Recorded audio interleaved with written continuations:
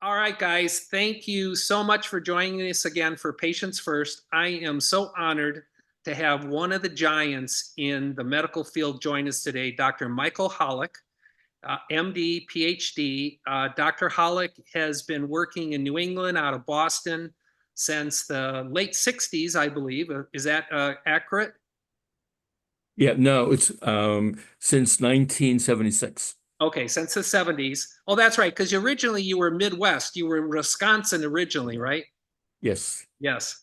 And he started doing his graduate work in vitamin D research. This guy, basically everything, I don't know if it's too much to say everything, but I think you could say the predominance of the knowledge we have about the benefits of vitamin D come from this man right here, starting from the actual tests that we use for 25 hydroxy vitamin D to the different receptors on the different tissues and the different mechanisms and the benefits ranging everything from infancy, childhood, pregnancy, which we'll get into, cancer prevention.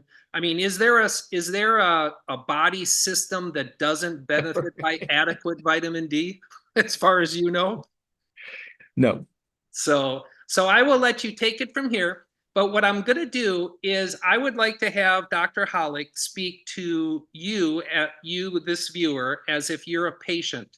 And I would like to have him summarize his 50 years of knowledge and basically, in a nutshell, can try to encourage you to get your vitamin D levels sufficient, which we both define as ranges from 40 to 60. And I'll let you take it from there, Dr. Holick. Again, thank you so much for joining us. It's a pleasure to be on your program. So just a little bit of background is that I started out getting my PhD first, and I was just in the right place at the right time. And so I'm the one that identified the major circulating form of vitamin D in human blood, 25-hydroxy-D. And that took me 3 months to get my master's degree. I completed it. And then a year later, I was the one that identified the active form of vitamin D made by your kidneys and got my PhD degree. And then I then started medical school, became a full-time postdoc, and my roommate and I were the first to chemically make calcitriol. And the calcitriol that we made, we gave to patients with kidney failure that had severe bone disease. And they were wheelchair bound and had severe muscle weakness. And the material that we made in a test tube that we gave to them, they started walking again and had marked improvement in muscle function. So That must that have was been exciting. my introduction to translational medicine. Yeah. And then afterward, I became interested in understanding about the sunshine vitamin and wanted to really get a sense of how do you make vitamin D in your skin when you're exposed to sunlight? Does time of day, season, latitude, degree of skin pigmentation, sunscreen use have an effect? So over the following decade, in the late 1970s and early 80s, I answered all those questions. And for your listener, if they're interested in taking advantage of the beneficial effect of sunlight, because how do you know, right? If it's 8 o'clock in the morning, you make none, even in Florida. And if it's cloudy outside. If you're here in the wintertime at noontime in Boston at February, you make no vitamin D. So we developed an app, dminder.info. So dminder.info. And it'll tell you anywhere in the United States, actually anywhere on the planet, when you could begin to make vitamin D, how much vitamin D you make, and it warns you to get out of the sun so you don't get a sunburn. So it's very useful. I think we all recognize that our major source of vitamin D is coming from sensible sun exposure. So now let's talk about the benefits of vitamin D. And the way I like to look at it is from birth until death. And so I think it's incredibly important for women in childbearing years to be sufficient at the time they get pregnant. There Absolutely. is information that Exception is vitamin D major. deficiency actually causes infertility in both men and women. We now know, based on data that I worked with a group down in Pennsylvania and others that have now confirmed, Preeclampsia, right, one of the most serious complications of pregnancy, we showed very clearly was associated with vitamin D deficiency. If you're vitamin D deficient, you had several 100% increased risk of acquiring preeclampsia. We know, because we did the study and asked the question, pregnant women are now being told by their obstetrician to take a prenatal vitamin. And so is that going to be adequate for to satisfy their requirement? So we did a study in 40 mother-infant pairs at our hospital. Many are women of color, and they were taking a multivitamin about 80% of the time, and they drank 2 glasses of milk a day. So they're getting 2 additional 200 units of vitamin D. And we showed that 81% of the newborns, 79% of the moms at the time they gave birth had a 25-hydroxy-D of less than 20 nanograms per ml, which is associated with increased risk for preeclampsia.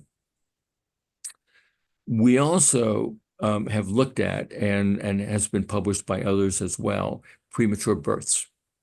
The data, in my opinion, are very clear on this, is that the higher your blood level of 25-hydroxy vitamin D, right, it's a measure of your vitamin D status, lower is your risk for having a premature birth. And it's about a 60% reduced risk if your blood level is at around 40 nanograms per ml. And so you had mentioned the vitamin D sufficiency. By definition, by the Endocrine Society back in 2011, when I chaired that committee, the recommendation was that you should be at least 30 nanograms per ml. But because there's variability in the assays, it's reasonable to be at around 40 to 60 nanograms per ml. That's what we consider the preferred range, and up to 100 is perfectly safe. Yep. My goal for everybody is to get them to 50 as just a general number. Which is great. Yeah. And also just how do you know that you can get there, right? And do you have to really always measure it? Well, you can measure it, one time, or you can measure it in a few of your patients until you feel comfortable. But we did 2 studies. The first study was we asked the question, if you were to give a patient 50,000 units of vitamin D once a week for 8 weeks, followed by every other week forever. I collected the blood sample, but didn't measure their blood level, followed them for 5 years, and showed that even those that were sufficient, so some had like a level even of 40 or 50, if they went on this program, they only went up to 50, 60 or 70. And it did not cause any toxicity.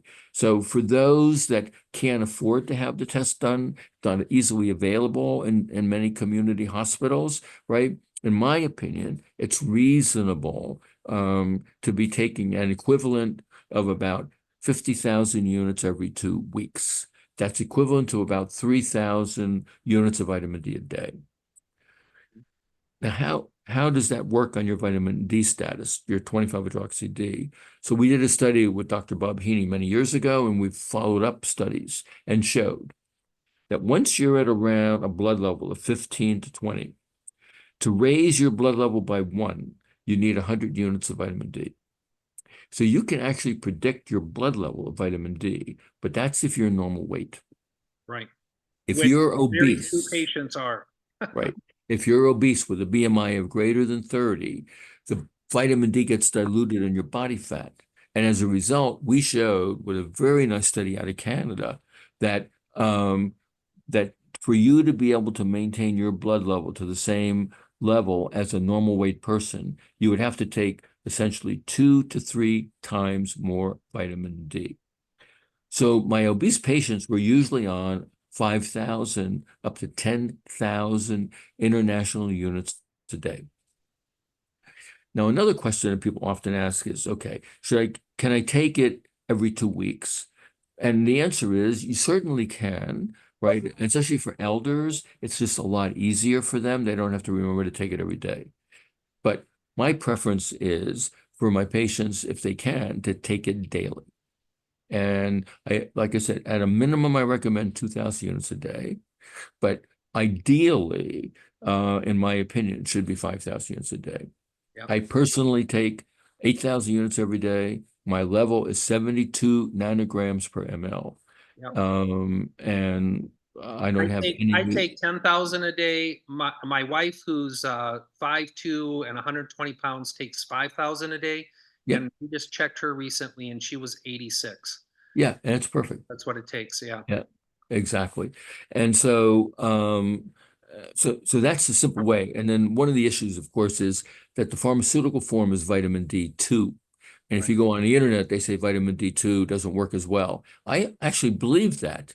And I published that in New England Journal Review, but then I did the studies. Right. And we I believe showed, that until I read your studies. right, yeah. And so we did the studies. And physiologic doses of vitamin D2 raise your blood level identically to vitamin D3. Yep. And one question obviously is, but does vitamin D2 get metabolized in your liver and kidneys to the same degree? So we did a study and we showed that it does.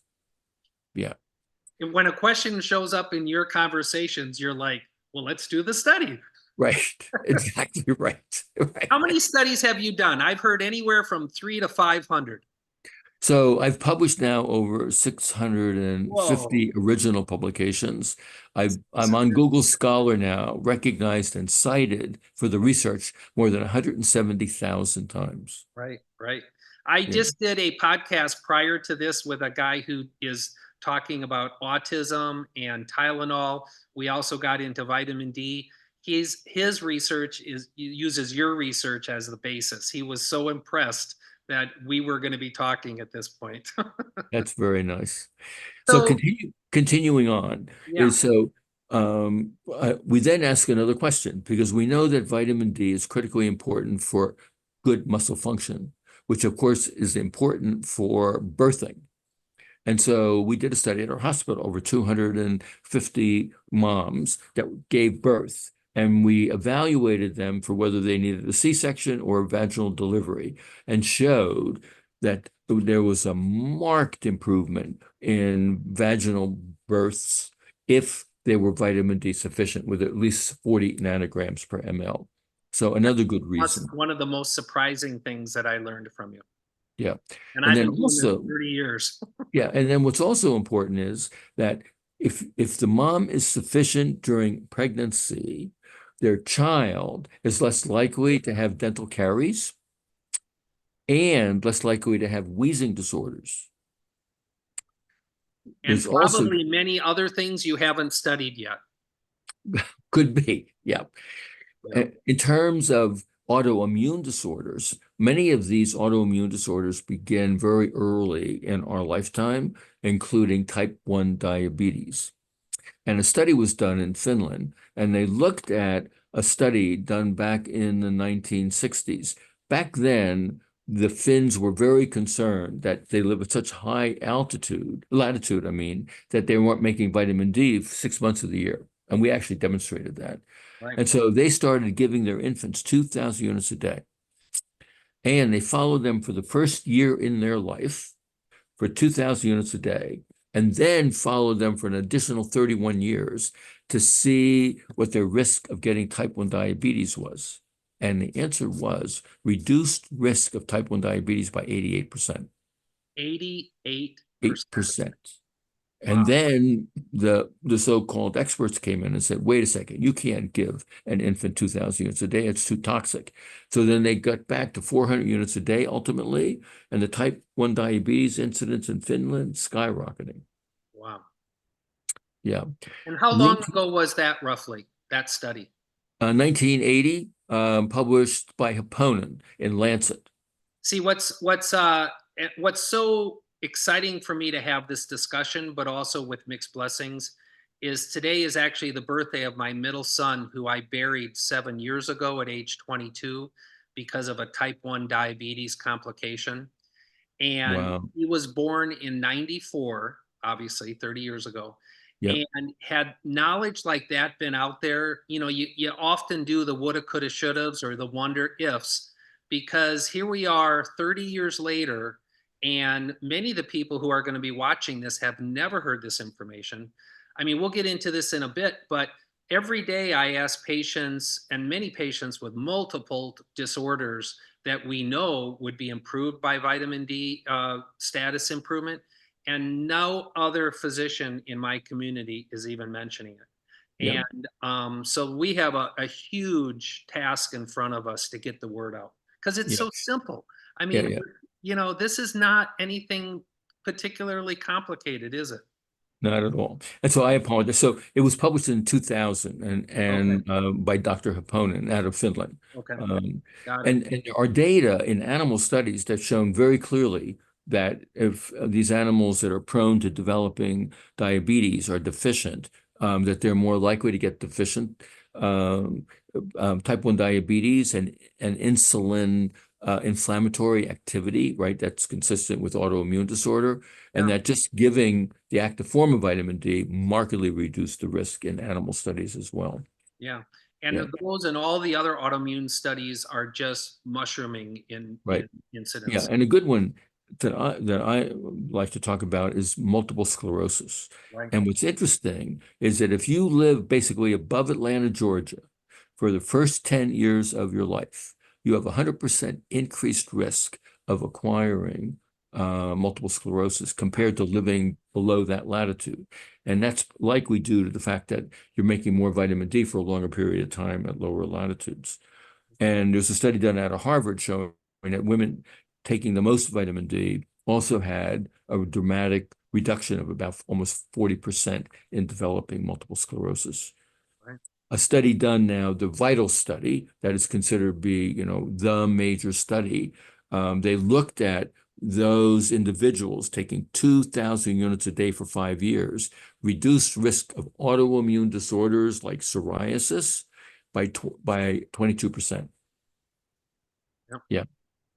Now, one of the other consequences of vitamin D deficiency that's not appreciated at all by um, by parents, by teens, and by young adults is that vitamin D deficiency causes osteomalacia, which is a disorder of your skeleton where you can't mineralize the matrix.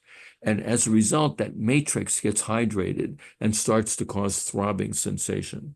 And so often teens will have aches and pains, and it's thought due to growing pains, likely often due to vitamin D deficiency. Young women, especially in the wintertime, feel fatigued and depressed.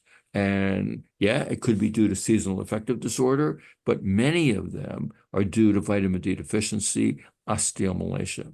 And so it's another good reason to be sure that you have adequate vitamin D on board So throughout your not life. to go maybe too much out of your lane, but would you even go to the place of wondering, is it seasonal affective disorder or is it vitamin D deficiency? Which is the chicken and which is the egg, right? Well, it turns out that a study was done yeah, and they asked that question. And so it turns out that a lot of the symptoms of seasonal affective disorder are the same symptoms of osteomalacia. And so they actually did a study to show that giving vitamin D to many of these patients had the same improvement as bright light therapy. Yeah. Yep. Yeah. Yeah. Now, And, why should young women also be thinking about this? Because it turns out that study was done at Harvard again. I participated in the study looking at the risk of breast cancer.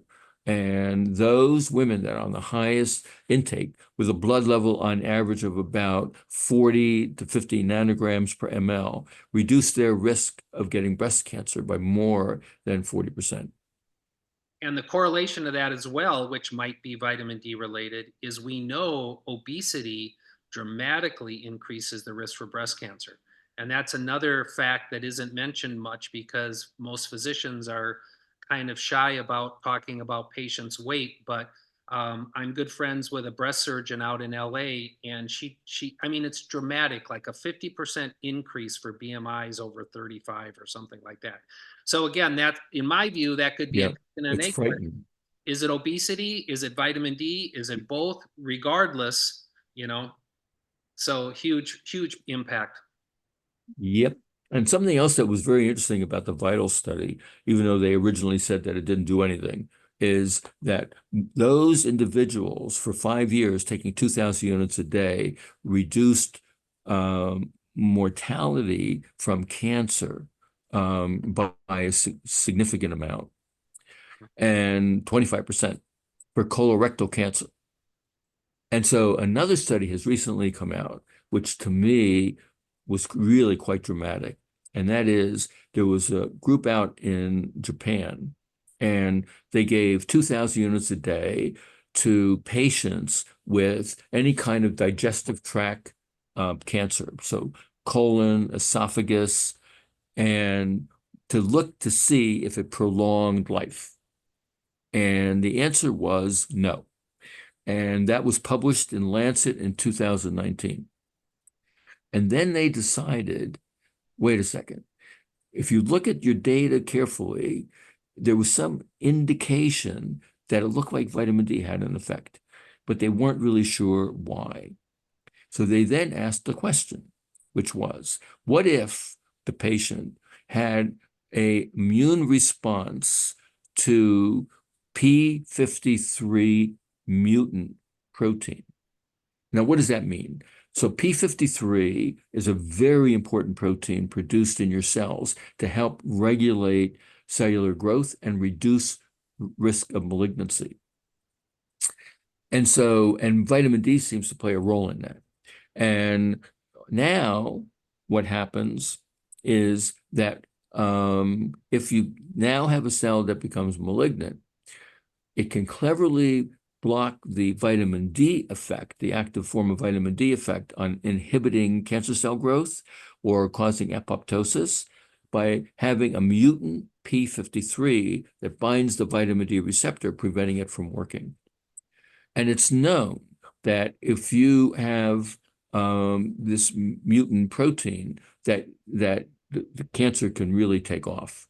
But the body fights it and will develop an immunity to it for some people. And so what the group did was they asked the question, for those that had some type of digestive cancer like colorectal cancer and were taking 2,000 units of vitamin D a day and found antibodies to the P53, meaning that your immune system is fighting the cancer, it markedly reduced the risk of dying. Right. Yeah. And so to me, that was a very powerful message. And JAMA asked me to write the editorial for it, which I did, pointing out that just looking at these randomized controlled trials without really delving into them and asking more fundamental questions, that you may be getting the wrong answer. Absolutely. So we can talk now about cardiovascular disease. There was a very nice study from the National Health Survey. And what they did was they plotted their blood level of 25-hydroxyvitamin D as a function of peripheral vascular disease. And again, the magic number showed up. It reduced risk of peripheral vascular disease by more than 80% if your blood level was at least 30 nanograms per ml.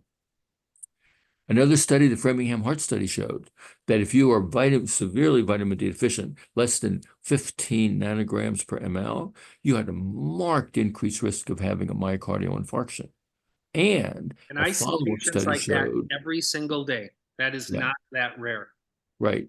Yeah. And they also showed that if you're vitamin D deficient and have a heart attack, you're more likely to die from it. Yeah. So even if you're sufficient and you have a heart attack, you're more likely to survive. There's very good evidence that the cells in your pancreas, the beta islet cells that make insulin, responds to vitamin D. And again, the National Health Survey data showed if you have higher intake of calcium and vitamin D, the recommended amount, it reduced relative risk reduction of type 2 diabetes by 33%. And then a study was done out of Tufts where they asked the question, it's called the D2D study, is that if you, again, give 2,000 units of vitamin D a day to pre-diabetic patients, do you see any benefit in reducing risk of type 2 diabetes? And the answer was no. But then they went back and did what's called a subset analysis to look and to see that those individuals that were severely vitamin D deficient and getting vitamin D reduce their risk of getting type 2 diabetes. Also, neurocognitive dysfunction. Again, there was studies out of Australia showing that those that, again, have severe deficiency of less than 15 nanograms per ml, 40% higher risk of having neurocognitive dysfunction. Alzheimer's disease and depression have been related to vitamin D deficiency. And there's studies in animals to show that if you're vitamin D deficient in an animal, you have lower serotonin levels, and you improve your serotonin levels with vitamin D. And that's, of course, what antidepressants, right, target, right? And so we think that vitamin D plays a very important role for your Mental health. Mental health. Here's a little anecdote. My wife's a caregiver for two couples who are 97, and the woman is severely has dementia. And I got her on 10,000 a day about 2 months ago, and the husband can't believe the change. Wow. Even at 97. I mean, seriously, it's like, what? I mean, we could summarize all this as to say, is there anyone who shouldn't have sufficient vitamin D levels? Be a lot shorter conversation, right? Yeah, yeah. And then, as you know, 1921 COVID hit. And because yeah. Well, I that's had been, just as a pardon? side issue, that's when actually I got woken up to this. I mean, as I told you earlier, I'm a little ashamed that I'm late to the party. I've only been into this party for 4 years now, but I'm trying everything in my ability to catch up for lost time. And by the way, here's the plug for people who don't know. Go out and get his book, watch. He's got all kinds of longer formal presentations on YouTube. Just watch everything Dr. Holick has. You're kind. So COVID hits. And so I helped Quest Diagnostics set up their assays 30 years ago. And so I had good relationship with them, and they contacted me and they said, we have the ability to look at almost 200,000 blood samples from individuals that are being tested during the early COVID era. And we asked the question, what is your risk of getting COVID relative to your blood level? And we showed I don't think anybody's ever questioned it. If you were vitamin D deficient, very high risk. And that risk decreased by more than 40% when you were at 34 nanograms per ml. That was a specific number because you had to do quartiles, right? But it continued to improve even out to 60 nanograms per ml. We did a study at our hospital and asked a simple question again. And that is, patients coming into the hospital, are they more likely to leave the hospital, i.e. survive, if they came in vitamin D sufficient? And sure enough, that's exactly what we found, but only in normal weight people, not in obese people. Well, how often do you find a vitamin D sufficient person in an overweight person? Yes, extremely rare. Yeah. Right. And the reason have to be on high supplements. Right. I mean, I've even read data and I encourage my obese patients to encourage them that by supplementing with vitamin D, that actually will help with weight loss as well. Well, the reason, we're doing studies right now. I have a major study underway looking at this, how vitamin D interacts with body fat. At a minimum, we know that patients that are obese, they're often more fatigued. They often have achiness. They're less likely to be active, right? And if you're vitamin D sufficient, you correct the fatigue and the osteomalacia. They start feeling better. They become more active, and therefore can lose weight. Right. I have a friend. Have you ever heard of a GI doctor named Sabine Hazen? No. She's a GI. She has a GI doc out in LA. She has her own private research company, and she has one of the $4 million machines that can test your microbiome in a few minutes. Wow. What she showed is vitamin D increases bifidobacterium levels by like 4,000%. And Yeah. her opinion, as she's been doing a lot of the beginning research on the microbiome and fecal transplants and things like this, that probably one of the best, if not the best, bug to increase in your microbiome is bifidobacterium. I mean, Yep. her hashtag is "What's your BIF level?" And Wow. she's correlated vitamin D with increased BIF, vitamin C with increased BIF. She's correlated some of the shots we got of killing BIF. So, it's really interesting when you have a machine that can test that That's amazing. technology Yeah, we actually did a study correlation. looking at this. Yeah. Yeah. So the whole Yeah. microbiome is Yeah. super exciting too. Yeah. Yeah. Yeah. Yeah. And I'll give your listeners another insight, three other insights about vitamin D to think about. The first is I asked a simple question, which is, how much vitamin D do you need to maintain your calcium metabolism and bone metabolism? And in my opinion, there's a hierarchy in your body for vitamin D, and that is the priority one, right? Make sure that your blood calcium is normal and you have healthy bone. Once you've satisfied that level, and we think that that is when you get up to around 30 to 40 nanograms per ml, now the rest of the vitamin D story kicks in, where it gets activated in your target tissues like colon and breast and brain. So we asked a question, what is that level? And so we took healthy adults that were vitamin D deficient or insufficient, gave them either 600, 4,000, or 10,000 units a day for 6 months. And we got a blood sample of their white blood cells at the beginning and at the end. And we did expression analysis of almost 23,000 genes. And what we showed, I thought, was quite remarkable, which is 600 units a day will alter about 200 genes. So even a little bit of vitamin D can help you.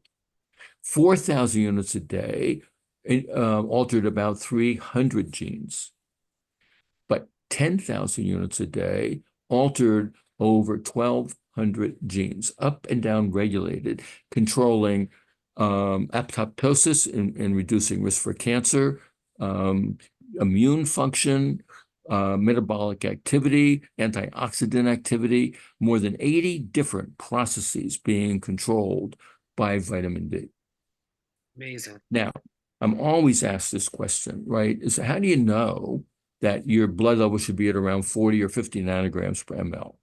And really, there are two pieces of information that to me give good insight. The first is, wouldn't it be wonderful if we had blood on our ancestors tens of thousands of years ago, because they were hunter-gatherers outside all the time?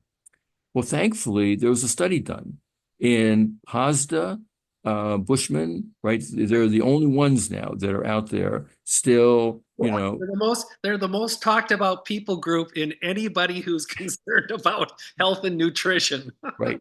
And so they and also the Maasai were Right. actually evaluated for their vitamin D status, right? And their skin is dark blue-black. I mean, it's perfectly designed for their environment. But Mother Nature made sure that just a little bit of the UVB gets in to make vitamin D. And their blood levels are around 40 to 60 nanograms per ml. Yeah. So to me, that's a very powerful message. We actually did a study in African children asking a similar question, and their blood level was about the same that live in the bush. Were these newborns as well, or just younger? No, these are children outside. Yeah. The second piece of information is, and that you know very well, is that human breast milk essentially contains no vitamin D. And that's why the American Academy of Pediatrics and many other organizations recommend from the time that infant is born, that infant needs a minimum 400 units of vitamin D a day. Could I interrupt for a second? Is it accurate to modify that statement in saying modern American breast milk contains no vitamin D? Yeah, so I'm going to be explaining this. Yeah.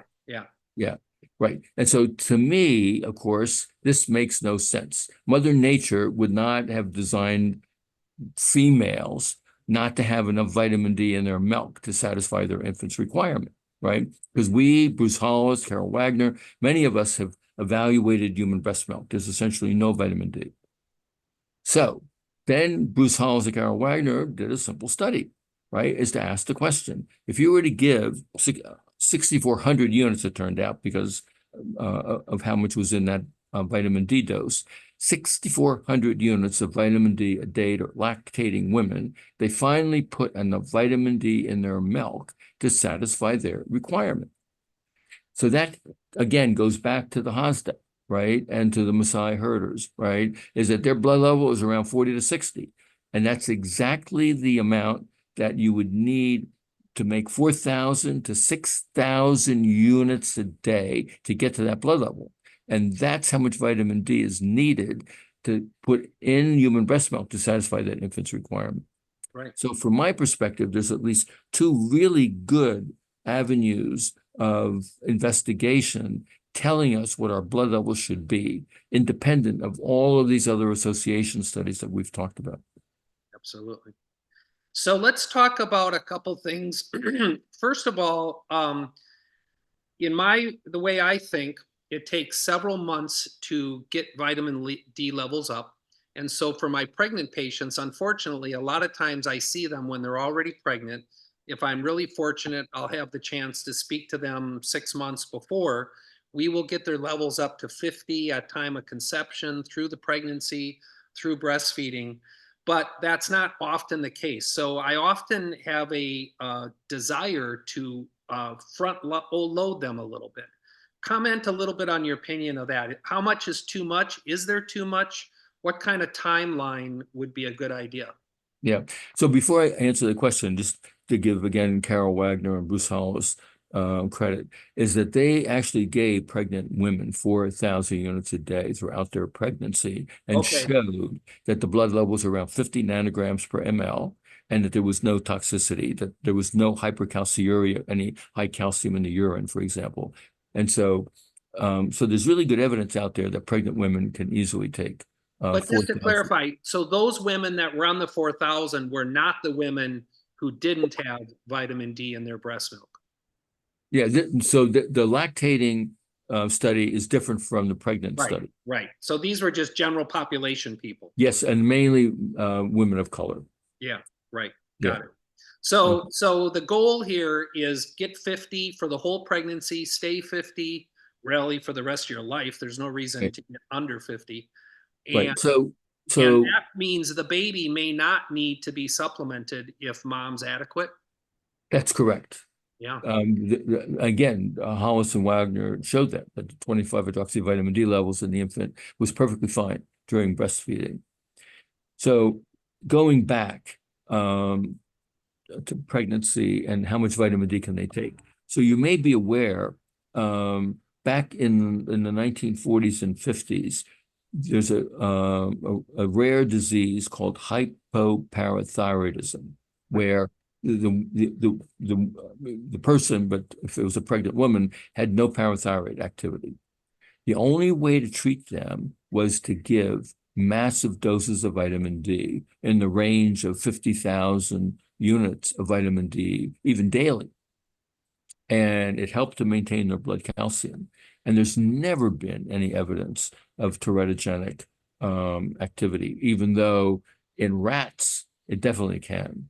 And that's why early on in the 1950s, we became very concerned in Europe about fortifying food with vitamin D, because they had infants that had funny face called elfin face. They had mild retardation, mental retardation. They had a problem with their heart, supravalvular aortic stenosis, and they thought it was due to deintoxication back in the 50s. And since they couldn't measure the vitamin D in the milk, they immediately forbid it.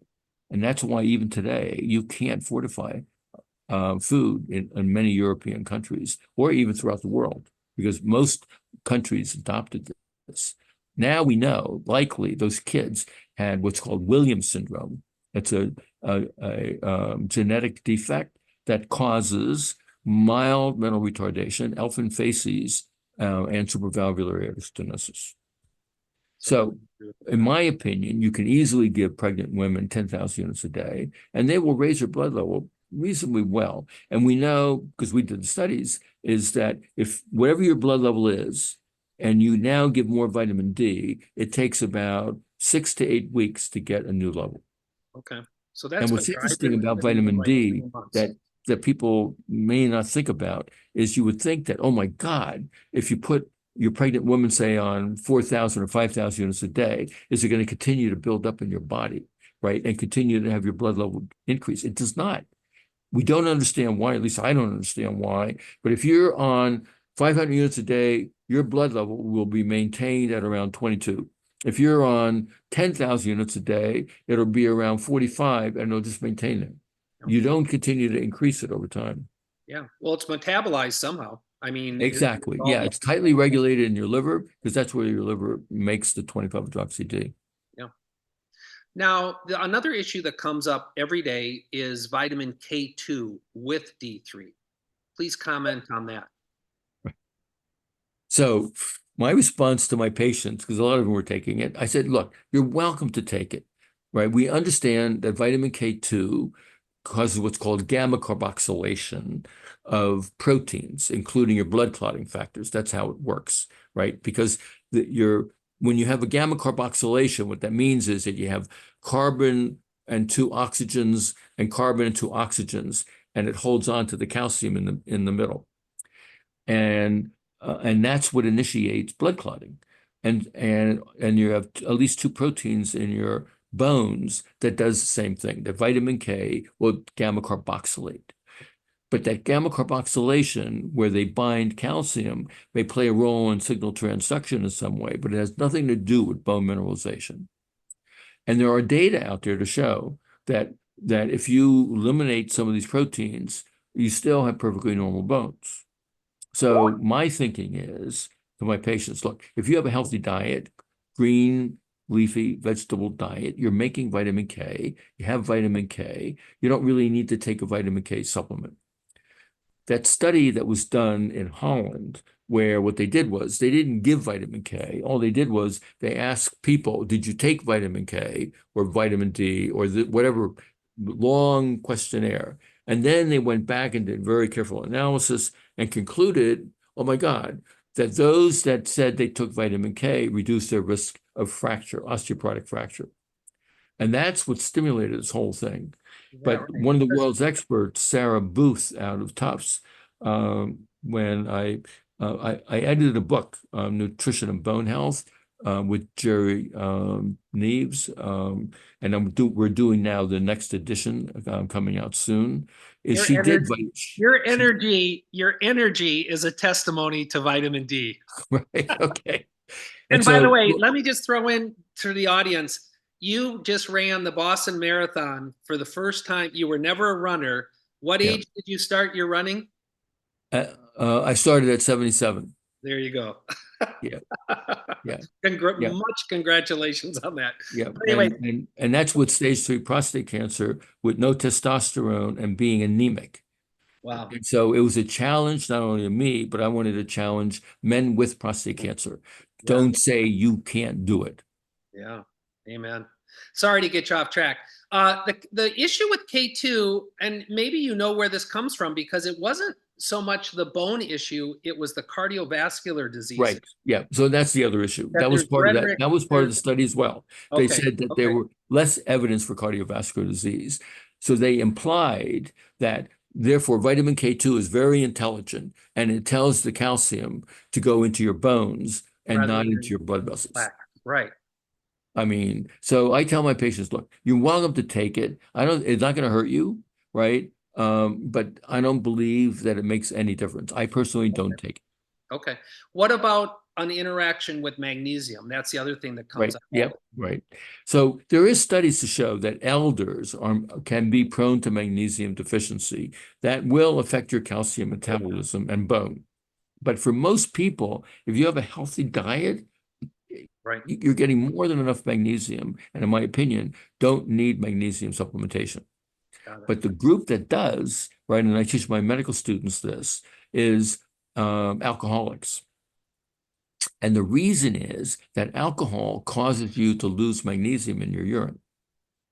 And so we would see a lot in the emergency department, alcoholics coming in with tetany, with severe muscle cramps, and they would give them calcium and they would send them back out. And they would come back 24 hours later with the same problem because it was a magnesium deficiency along with calcium and vitamin D deficiency. That's the problem. So have you heard how that relates to pregnancy? Because since I've been doing this thing since the 90s, I continually tell patients to go get magnesium supplements for leg cramps.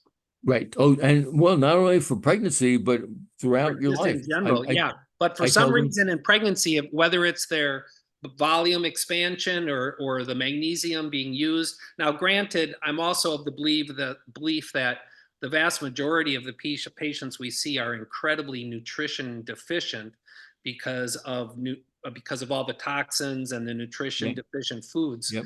So I would probably guess that most people are magnesium deficient as well.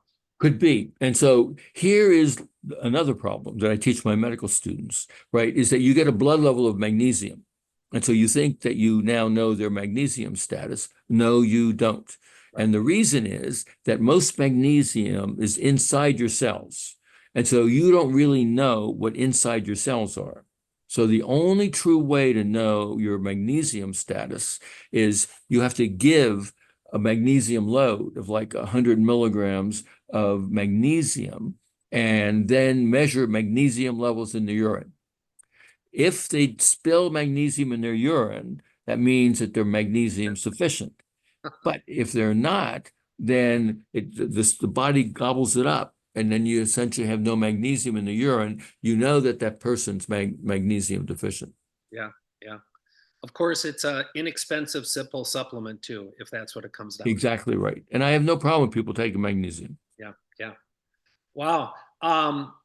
So what have we covered? We've covered infertility, miscarriages, preterm labor, preeclampsia, better vaginal delivery odds. You haven't touched much into it, but I'm sure you've also seen studies and discussed epigenetics as it applies to vitamin D status, and even maybe as it comes down to second generation. I mean, you talked about all those genes turning on. What information do we know after the fact that all these genes are activated? Yep. So again, we published a paper on this. And it describes in great detail, you're absolutely right, that methylation of DNA and the like is definitely helped to be regulated by vitamin D. And so yeah, it controls your epigenetics. Yeah, yeah. So if you want a healthy pregnancy, if you want a healthy baby, potentially healthier grandchildren, why not? You got just it. Yeah, get it I on. mean, it's dirt cheap. I mean, I take I can prescribe it even. Medicaid pays for it. So and yep, patients, I talk lifestyle changes all the time, which is understandably difficult for a lot of people, but people like taking an extra pill. This is low-hanging fruit. yep, I yeah. mean, So I I take really appreciate your holistic view and the sunshine view. I mean, I also am kind of a mentoree of T. Colin Campbell, and he's a nutritionist, but his focus is really whole. And he talks all the time about, he's a biochemist by training, and he talks all the time about how, for instance, vitamin C in an apple has, because of other other relationships of other chemicals that we may or may not understand, it's so much more potent to get your vitamin C from an apple, let's say, than from a supplement. yep. But in cases like this, and in cases like you say often about the sunshine limitations, supplementation is the way to go. Yep. And we've done another study with Quest Diagnostics, looking at what is the impact of sunlight on your blood level. And we looked at 2.3 million samples. And we looked at in the South, in middle US, and in northern US. And the data were amazing, which is that the blood level peak no matter where you live in the United States, is at around 29 nanograms per ml, even at the end of the summer. Your nadir is at around 18 to 22 nanograms per ml, especially if you live above Washington, D.C. But even in Atlanta, Georgia, right, you still don't go above 29, but you don't have as much of a decrease because you make vitamin D more months of the year. Because we showed, again, if you live above Atlanta, Georgia, you can't make any significant vitamin D in your skin from about November until next April. And I think you also mentioned at some point seems to be a relationship as well with the beginning years of your life and what part of the country you grew up in versus latter years, right? Well, like I said, multiple sclerosis. If you live Yeah. I was, below Atlanta, Georgia, yeah, that yeah, you have marked reduced risk of not only multiple sclerosis, but type 1 diabetes. They've shown that as well. yeah. Have things come across your desk relating to tumor necrosis factor and vitamin D? So, I mean, so TNF alpha, a lot of the cytokines are definitely controlled by the active form of vitamin D, both interacting with macrophages, lymphocyte, and dendritic cells, as well as regulating T and B cell activity. Yeah, yeah. Here's an anecdote. I have ankylosing spondylitis, HLA-B27. All 6 of people in my family are HLA-B27. Every single one of us were on biologics before COVID, either Humira or Enbrel. I was on Humira, and before I did a bunch of other lifestyle changes, the only thing I did in the beginning of COVID was crank up my vitamin D. Within 2 weeks, and I stopped my Humira because we all thought we were going to die if we were immunocompromised. And all I did was get my vitamin D level up, and I haven't been on it in 4 years. Wow. All of my siblings have gotten off their biologics. It's $1,500 a week for the rest of our Whoa. lives we took out of the system just Wow. from vitamin D. And then I read, because that's what, as you know, probably Humira does, is a tumor necrosis factor inhibitor. And I was like, well, there you go. Again, Yep. Yeah, yeah. I better mean, late there's than really a never, lot of right? good evidence, and I wrote a review on this recently with my colleagues on how vitamin D controls your immune system. Yeah. Where is there any information that you're aware of as it relates to autism? Because that's another topic that comes up a lot. To me, this is a very tricky area because autism seems to be at a high risk for getting autism. Yeah. One in And I think it's 36, like 1 in 1 in 20 600, I think. Is now. that about Yeah. right? I believe. 1 in 22 boys now. 1 in what? 22. Yeah, CDC that is 1 in yeah, 36 overall and 1 in 22 boys. yeah, And when exactly. you and I were And growing up, it was 1 in 10,000 or yeah, less. yeah. And we know that vitamin D deficiency is very common. So is it true, and related, or true, and unrelated? I don't think we know. Yeah. And I don't know of any good studies that have shown, because it's hard to know, once you have it, can you really have an impact by now treating that with vitamin D? And I've not seen any good studies that suggest that. There's no Yeah. reason, what I tell these parents, there's no reason for them not to be on vitamin D. Right. Right. Like I said, I just finished a podcast with a PhD named William Parker out of North Carolina. He did like 20 years at Duke, and now he's got a private research company. But his research was in autism to start with, and he's also now done a lot of work with Tylenol, but also with vitamin D. Again, it's all part of the cloud, Mm, with a lot of these neural developmental development problems. yep. So it's just, there's just no reason not to preach this to the hills for everybody. What are the things you're working on now? What gets you excited as far as the future? So a couple of things. One is that I've written a review recently, is that sunlight certainly is a sunshine vitamin. right, for vitamin D. But when you're exposed to sunlight, you make beta endorphin in your skin, you regulate all types of genes, you increase production of nitric oxide and other neurotransmitters. They have beneficial effects. And so I'm very interested in understanding the other wavelengths of sunlight and their impact on human health.